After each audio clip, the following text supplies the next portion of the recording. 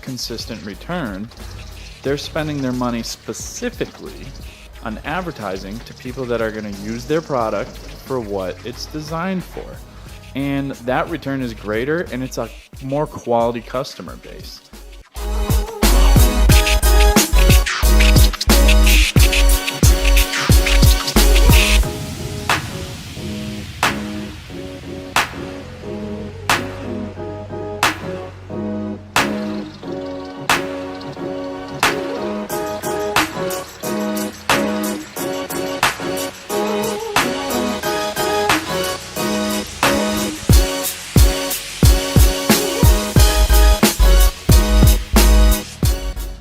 As far as the off-road world goes, I think there's two very important ways that Falken markets their tires.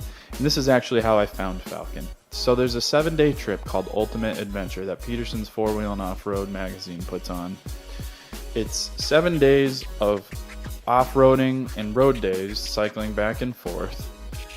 No trailers allowed. They air up, they air down, they rock crawl, they drive through mud. Then they hop on the road and they cover hundreds of miles to their next campsite or off-road trail. No trailers, no failures. These tires perform. They 100% put them to the test. It's the most brutal trip that you could document with these tires, and they're the title sponsor as of a few years ago. And this is how I found them. Years ago, I was a fan of this trip, and they became the title sponsor. And I had recognized their name from the drifting world because I like drifting as well. So I thought, well, I like, they're all over the place in drifting. And now all of a sudden they're popping up in the most like hardcore off-road trip that I'm a huge fan of. And all the major brands attend this trip. They must have a good product. And I remember thinking that. And before I even opened the shop, I tried becoming a dealer for their tires so I could sell their product solely based on that.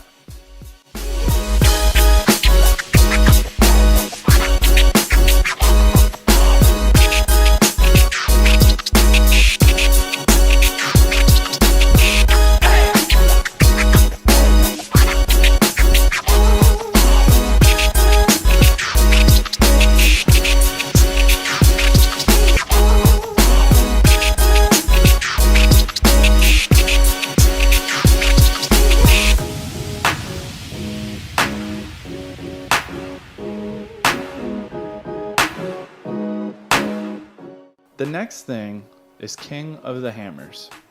King of the Hammers is the hardest one-day off-road race in the world. This year I'm actually attending King of the Hammers to help out Hack Shack Racing in their pits. But mainly, they are sponsored by Falken Tire. And my goal this trip is to document the Falken Wild Peak mud terrain. At this race, Falken puts their DOT tires, the same tire you put on your wife's JK and your tow rig, and they put them on race cars, street class race cars, and actually a couple unlimited cars, I believe. And they go sometimes over 100 miles an hour in the desert, and then they go into the rocks and drive over Volkswagen-sized rocks in a racing manner. It's not like it's a slow pace or anything like that. They're going fast. I think it's something like 70% of the people don't even finish this race that started. Everybody has failures, they break, it's awful. And Falken puts their DOT tires on all these cars, and they have podiums every year. You don't need any more explanation than that if you want a mud terrain tire. So look for that video in about a month or two.